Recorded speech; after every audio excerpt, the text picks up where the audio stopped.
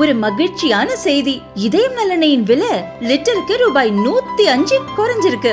September 2023ல 1 litre இதயம் நல்லெண்ணெயின் அதிகபட்ச விலை ரூபாய் 503. ஆனா இப்ப 1 லிட்டர் இதயம் நல்லெண்ணெயின் விலை ரூபாய் 398 மட்டும்தான் தமிழ்நாட்டுல. அப்ப இனிமே எல்லாரும் இதயம் நல்லெண்ணெய் வாங்கலாம் இல்ல? ஏசி வாங்கவா, ஃபேன் வாங்கவா, ஃப்ரிட்ஜ் வாங்கவா, நம்பி வாங்கவா. ஸ்ரீ மீனாட்சி ஃபேன் ஹவுஸ், மதுரை மற்றும் தென் தமிழகம் எங்கும். திருச்சி மணிகண்டம் ஒன்றியத்திற்கு உட்பட்ட அழுந்தூர் கிராமத்தில் சுமார் 250 ஏக்கர் பரப்பளவு கொண்ட பெரியகுளம் ஏரி உள்ளது. இதன் மூலம் அப்பகுதியில் உள்ள நூற்றுக்கணக்கான ஏக்கர் விவசாய நிலங்கள் பாசன வசதி பெறுகின்றன. திருச்சி பஞ்சப்பூரில் கட்டப்படும் புதிய பஸ் ஸ்டாண்டு பணிக்காக பெரியகுளம் ஏரியிலிருந்து மண் எடுக்கப்படுகிறது.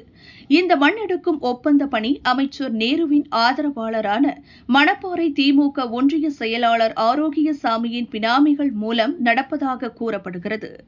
ஏரியில் அரசு அனுமதித்த அளவை விட அதிகமாக தினமும் நூற்றுக்கணக்கான லாரிகளில் கிராவல் மண், செம்மண் அள்ளப்படுவதால் கிராம மக்கள் அதிர்ச்சியடைந்துள்ளனர்.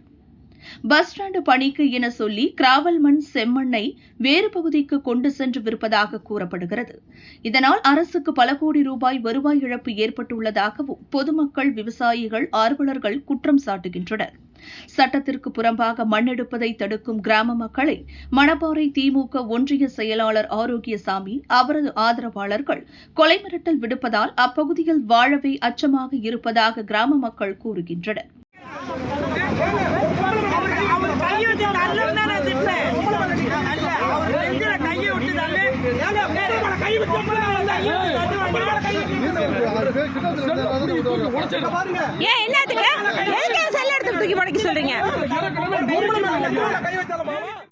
அழுந்தூர் பெரியகுளம் ஏரியில் ஒரே மட்டமாக மண்ணெடுக்காமல் அரசு அனுமதித்த அளவை விட பல மீட்டர் ஆழம் தோண்டி மண்ணெடுக்கப்படுகிறது.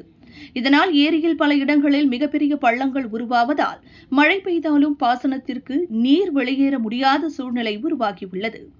ஏரிகளில் வண்டல் மண் அள்ள விவசாயிகள் அனுமதி கேட்டால் வழங்க மறுக்கும் மாவட்ட நிர்வாகம் மண் திருடும் மாஃபியாக்களுக்கு எப்படி அனுமதி வழங்குகிறது?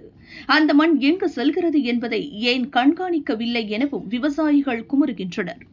வருங்கால தலைமுறையினர் இப்பகுதியில் வாழ விவசாயத்திற்கு பயன்படும் இந்த பெரியகுளம் ஏரி பாதுகாக்கப்பட வேண்டும். அதன் கரைகளை பலப்படுத்தி பலன் தரும் நாட்டு மரங்களை நட்டு சுற்றுச்சூழலை பாதுகாக்க நடவடிக்கை எடுக்க வேண்டும் எனவும் விவசாயிகள் கோரிக்கை வைத்துள்ளனர்.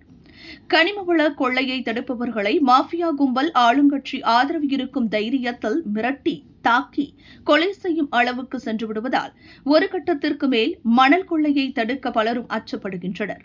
இதற்கெல்லாம் இடம் கொடுக்காமல் ஆளும் கட்சியினர் என பாராமல் இனியாவது அரசு விழித்துக் கொண்டு உரிய நடவடிக்கை எடுக்குமா என்ற எதிர்பார்ப்பு எழுந்துள்ளது.